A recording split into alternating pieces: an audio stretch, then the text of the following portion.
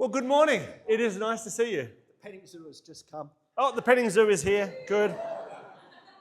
Otherwise, it was going to be my dog, Louie. We were going to put Easter ears on him, and he would have licked all who come to him very happily. Oh, well, my name is Tim. He is risen. Well, what a great morning to come to church. We did have a great night on Friday. We always do this kind of all-you-can-eat, bring-your-own-plate supper. And so on my plate, I ended up with KFC, butter chicken, a slice of pizza, and a lovely pasta dish. So, but beyond the beautiful meal, it was a very profound night, as Ian shared, on the death of Christ and its significance for all of us. It changes everything. And we were so fortunate to have Magda and Ian write a new song for Easter Sunday, which was incredibly special. Hey, just wanted a quick shout out. Sophia and Sean are about to move to Tasmania. We are going to miss you guys. Let's give them a big round of applause. Unless someone wants to buy them a $3 million house in the local area. But these guys both became Christians here at Manly Life, and now we're sending them down to Tasmania. So we wish you guys well. What else? I can't wait for this afternoon. We're going to baptize a couple of other people, and obviously Finn after the service today. And then tomorrow morning I fly off to America. So I will see you in a couple of weeks. But I'm looking forward to sitting in a plane for 15 hours with a little bit of peace and quiet. And we're going to be hiking with some friends of mine, Catalina Islands off LA, and then heading up to Yosemite. So it should be amazing. But what a term it has been, and what a way to finish this term celebrating the risen Jesus.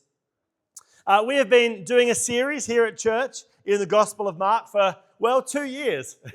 We did 2 terms last year and a term this year.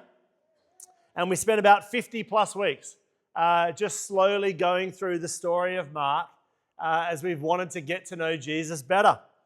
And Mark is this first gospel that was written around 70 AD, within a lifetime of the events of Jesus.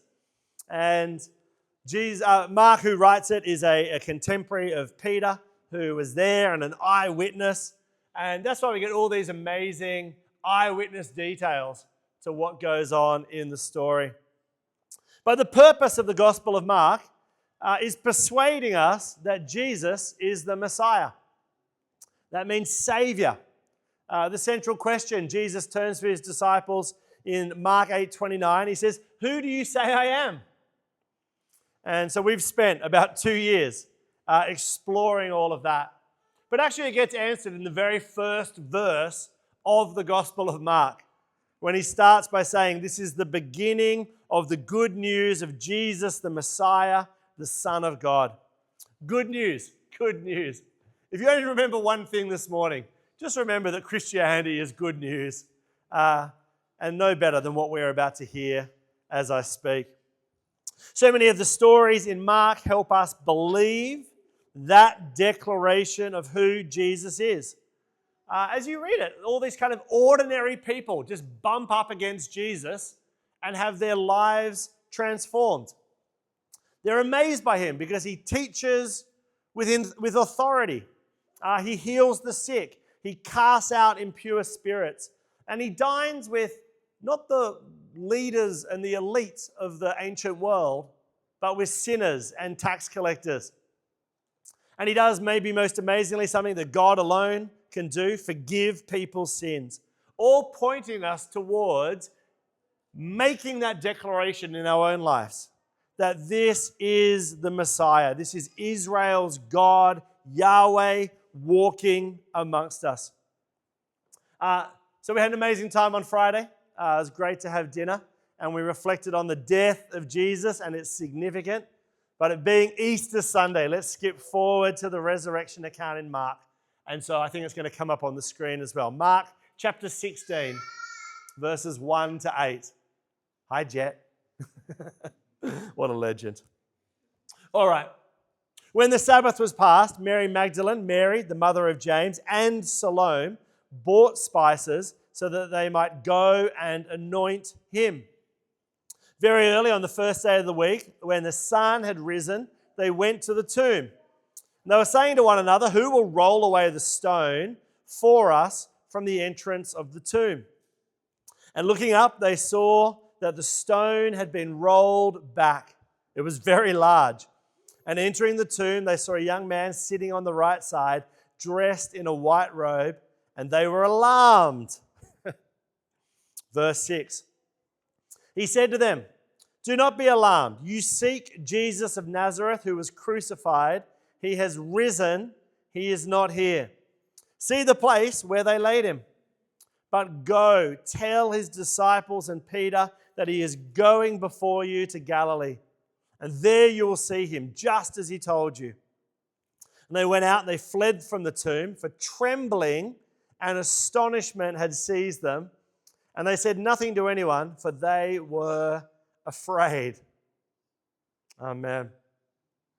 Well, what a remarkable story, full of little eyewitness details. These women, close to Jesus, they'd been with him through his ministry, choose to go and anoint his body, and they worry about a little detail. Who's going to roll the stone away? But as they arrive, they find that it has rolled back. Entering the tomb, they find what must be an angel who tells them, "Do not be alarmed. Jesus of Nazareth, who was crucified, he is risen." And then they are told where they will meet him, risen, and we read, they went out and fled from the tomb, for trembling and astonishment had seized them. They said nothing to anyone, for they were afraid. What's the most afraid you have ever been? It's been a wild summer here in Sydney, particularly with these unprecedented, well, at least in our lifetime, shark attacks. I'm the chaplain up at the university on the hill, and I love saying to the international students how don't need to worry about going in the water because no one ever gets bitten by a shark. You can't say that now. A lot of us spent a little bit of extra time out of the water. Some, like my wife, only returned to the sea in the last few days. I remember the first swim back after that poor bloke had lost his leg in Manly. It took me about 2 weeks out of the water until I finally was kind of brave enough to go and have my first swim back from Manly to Shelley. I kind of nervously got in the water and stuck a little bit closer to my friends who I swim with in Manly, kind of knowing that I think I would be delicious. And as I got out of the water, having done the swim, having survived, like everyone has since, I thought, there, Tim, nothing to be afraid of. Only to find out that the entire time that we'd been doing the swim that morning, the shark alarm had been going off. Apparently, you can't hear a thing while you're swimming. Well, we survived and we're back in the water. In today's account of the Gospels, we read that the women fled because they were afraid. One of the things that gives credibility to the Gospels and the claims about Jesus is that they don't sugarcoat things and they don't idealize the characters. In fact, for a document that is written from accounts of eyewitnesses, the eyewitnesses themselves don't get painted in a very flattering way. Indeed, Peter, who becomes the first leader of the early church, is portrayed as never quite understanding what's going on and denying Jesus at his trial. And in ancient times, when a woman's testimony did not hold any weight in a court, it is the women who we are told first find the empty tomb and hear that Jesus is risen. If their accounts weren't given much credibility, why would they tell the story this way? Well, maybe it's just the way that it actually happened. I sometimes reflect that they must be true accounts, because if I was writing it, I'd embellish the story and I would make myself look good. I'm not sure I'd finish my account of the Easter weekend with me denying Jesus like Peter and with the women fled, and they were afraid. I'd probably say something like, the women were overcome with joy, full of belief, and went out sharing the good news. And Tim, he understood everything that was going on. Now, of course, eventually they do encounter the risen Jesus, get filled with the Spirit, and they turn the world upside down. From being afraid in an upper room, they launch the news of Jesus rising from the dead, and it explodes around the world. And it continues to grow even today. God is always drawing people into his family. In Iran, reports talk of an underground church of over 1 million people. Estimates suggest China will have the most practicing Christians of any nation by 2030. And in Australia, I keep on hearing stories about churches being planted and filling up. People are filling the pews, rediscovering joy and hope in unprecedented numbers. We planted a new church in Mona Vale about 7-8 weeks ago, and it is full of young people already. Well over 100 people are gathering every Sunday. But that's not how it starts, not here, not in this first account of the resurrection of Jesus. It starts with a healthy dose of fear. Partly it is recorded as it is because Mark cares about accuracy. And clearly this is just what happens. But here's the thing, it can feel on this most joyful and triumphant of days, Resurrection Sunday, like a bit of a downer. In the Greek, they were tromos, trembling, ekstasis, astonished, and uphubunto, they were afraid. So what's going on here? If I'm honest, this to me was one of the harder parts of Mark's gospel to understand. But in recent years, it's become clearer to me and wonderful to me. And some great biblical scholars have helped me grasp Mark's ending to his biography of Jesus. So let me give my conclusion away now. They are recorded as astonished and afraid, as this is what happens when people encounter the immense power of God in Jesus. This is what happens when people encounter the immense power of God in Jesus. So what I want to look at in today's Easter message is other places in Mark's gospel that people are afraid or full of fear and then come back to this remarkable story and its implications.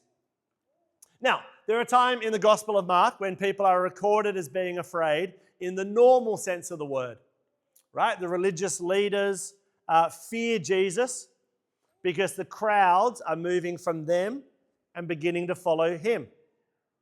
In another place, we read that Herod feared John the Baptist. Normal, fretting, worrying fear.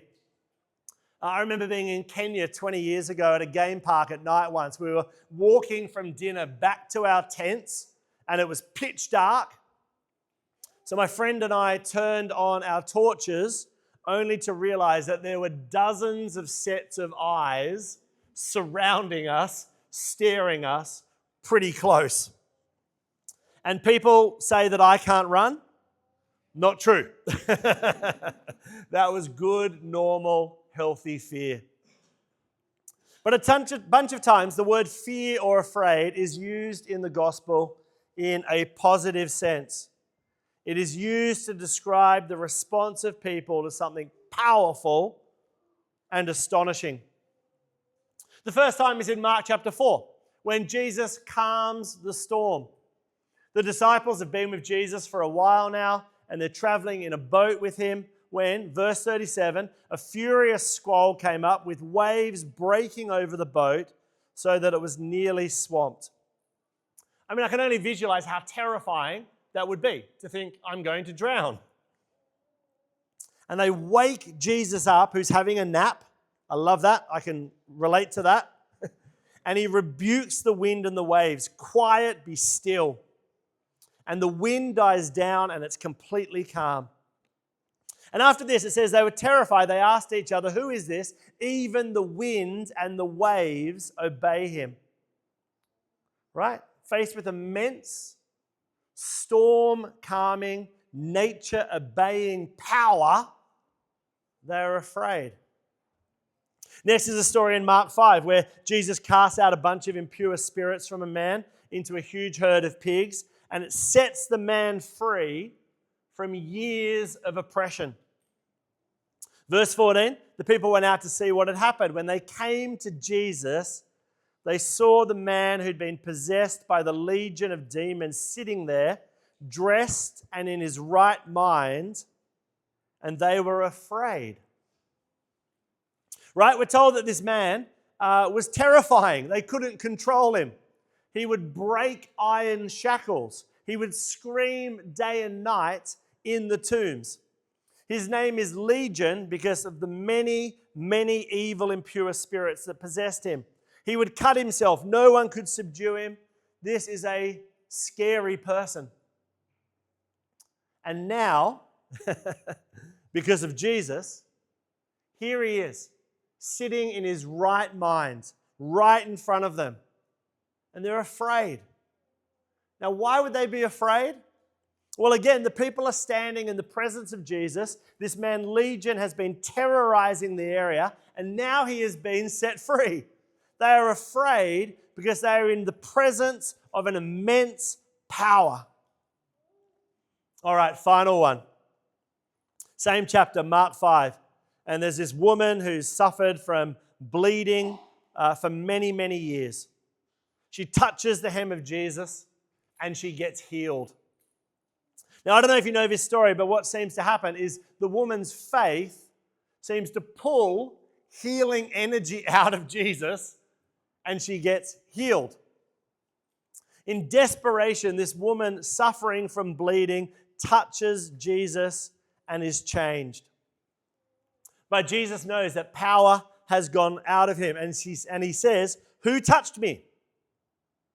Verse 33, then the woman, knowing what had happened to her, came, fell at his feet, and trembling with fear, told him the whole truth. And so Jesus says to her in this beautiful, compassionate moment, "Daughter, your faith has healed you. Go in peace and be freed from your suffering." What an amazing story. But why is she trembling with fear? Well, if you've exhausted all of your health insurance, tried every doctor, dabbled in a bit of quackery, nothing has worked, you feel hopeless, your money is gone, you're a social outcast, you can't go out into public, and this man heals you, why would you be afraid of him? Well, the answer is because this woman knows she is in the presence of a power immeasurably greater than anything she has ever encountered. This is not a man. This is God in our midst. And I wonder if biblical fear is almost something we've forgotten. And as a part of the story, something we need to remember this Easter.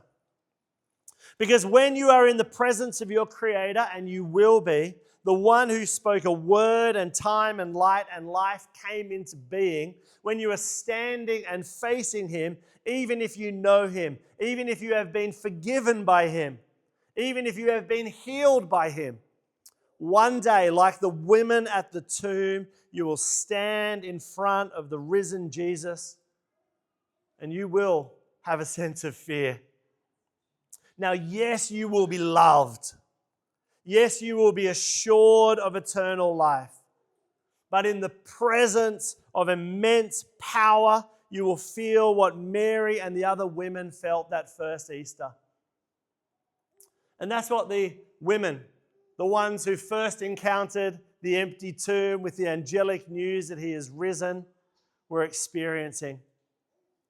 Women who had walked with Jesus, who'd seen him calm storms, cast out evil, heal that woman with bleeding. And they loved him. They loved his mercy on sinners, his heart for the lost. They'd never met anyone like Jesus. And they sat at tables, heard him teach with authority about love and forgiving those who've hurt us. And they'd seen him have power over nature, echoing the very miracles that God himself had done during the Exodus. And now he had conquered death. He had brought immortality into our mortal, perishing world. And they know that first Easter Sunday, they are encountering an awesome, unbelievable, immeasurable power, and trembling and astonishment seized them. They were afraid. Now, of course, in Mark's Gospel, Jesus had actually told them this was going to happen on 3 occasions. Right? An example, Mark 9:31, Jesus says to them, "The Son of Man is going to be delivered into the hands of men, and they will kill him. And when he is killed, after 3 days, he will rise." But how can you get your head around that? Even today, this is the most astonishing claim. People don't just rise from the dead. Death has a sad finality about it. We avoid it. We don't talk about it. It is painful in many ways to think about because it is the end. You don't come back until now. Well, let me finish quickly today by asking 3 questions. Why did this event change the course of history? Secondly, how could this event change your life? And finally, how do you get in on this? So firstly, why did this event change the course of history? Recently, the British historian Tom Holland, not to be confused with the actor who plays Spider-Man, though Tom Holland does have, I think, one of the top 3 podcasts in the world, so maybe he's on Spider-Man level fame now. But this historian gave a lecture entitled "Why I Changed My Mind About Christianity." Holland is the author of a book called Dominion, a book that lays out the Christian foundations of Western culture, and he hosts a number of BBC shows. He started out an atheist, and he considered himself a product of ancient Greek thought, philosophy, and the Enlightenment. But as he researched ancient history, he realized that the Greeks and the Romans, and indeed every culture that has basically existed, is barbaric. Visit the Colosseum in Rome and see what they did to people. When Caesar conquered Gaul, it was a horrendous narrative. He killed 1 million and he enslaved another 1 million. And what Tom Holland realized was that his values and beliefs were in fact entirely dependent on Christianity, on the life and death and resurrection of Jesus. And Tom is now going to a church in London. Do you ever wonder how amazing it is that you are gathering on the other side of the world, that you've even heard about Jesus? This 1st century peasant preacher who lived in the Middle East. Why did Christianity die with Christ on Good Friday, never to rise again? After all, there's been lots of insurrectionists in their history who went to lead an insurrection and were killed for it. And we don't celebrate them. But Christianity didn't remain dead and buried, far from it. It has become, in the words of Holland, the most disruptive, the most influential, and the most enduring revolution in history. And why? Because of the death and resurrection of Jesus. Holland says this, I think we've got it up on the screen. Christianity is a faith that is founded on the conviction that a crucified criminal suffering the death of a slave triumphs over the greatest empire on the face of the planet. And that conviction has led to it becoming the most dominant explanation for who humans are, what their purpose on the face of earth is, and where they will go after death that has ever existed. And that gives it an unbelievable degree of power. Jesus' resurrection says that in the midst of a violent and at times what seems pointless and meaningless history, that barbarism and nihilism and suffering do not have the final word. It means that there is hope. It means that there is the possibility of a second chance and forgiveness, and that kindness can imbue this world. It means that your life matters and what you will do with it matters for good. The atheist Richard Dawkins once wrote, "What are all of us but self-reproducing robots? We've been put together by our genes, and what we do is roam the world looking for a way to sustain ourselves and ultimately produce another robot child." The resurrection of Jesus says no. The resurrection of Jesus says there is meaning and purpose and hope in the universe. And that is why Christians have gone out from that day and they've built schools and hospitals, they've cared for widows and for orphans, and they've adopted children as their own. Because if Jesus is raised from the dead, there is a power at work in this world that is greater than selfishness, that is greater than the suffering and the meaningless in this world. The resurrection says we are not just self-producing robots. Death is not the final word. It is the beginning of God's new project to colonize this earth with the life of heaven. And this is trembling, astonishing news that we should have a proper reverence about. Your life matters to God. And what you do with your life and how you treat other people matters to God. You know, this world's evil threw everything at Jesus, and it didn't win. The injustice they threw at Jesus didn't win. The cruelty they threw at Jesus didn't win. The resurrection says love and life and power of God wins. So secondly, how could this event change your life? Well, the reason it's such good news is because whatever you face in life, whatever habits and patterns you can't break, your life gets changed by the Spirit of Jesus coming to live in you. That's what Romans 8:11 says. It says, "The Spirit of Him who raised Jesus from the dead is living in you. He who raised Christ from the dead will give life to your mortal bodies." In other words, we get resurrection power. Christianity isn't just a religion or a philosophy or a set of teachings. It is power.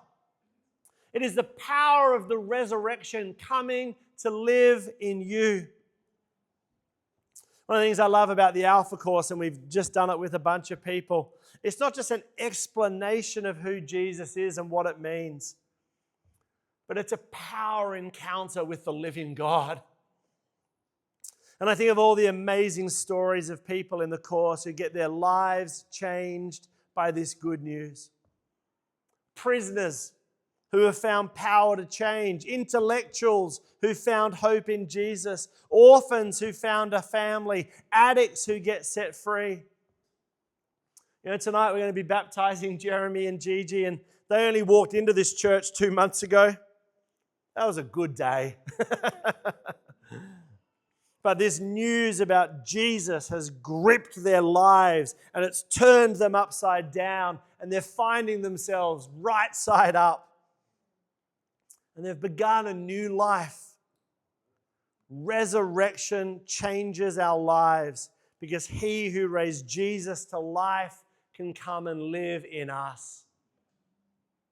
And finally, and ever so briefly, I can't hear the lambs, but they're beckoning. Bah, they're beckoning. How do you get in on all of this? How do you get in on this? Well, very simply, we are told to confess and believe. Jesus said to His disciples before He got crucified, "I am the resurrection and the life.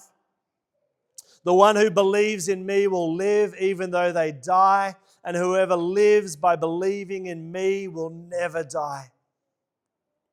And this news of Jesus' death and resurrection, when it got preached first time by the Apostle Peter after he got restored from that little moment of denial, he announces everyone who calls on the name of the Lord will be saved. What a day. What a day. Resurrection Sunday. This is the day that changed the world, and it's an opportunity for you to put your faith in Christ and then start a new life. Come to church, become a part of a family, and allow the Spirit to change you from the inside out. What immense power those women first encountered that led them to be seized by trembling and astonishment. And so my challenge to all of us this morning is, have you responded to this amazing news?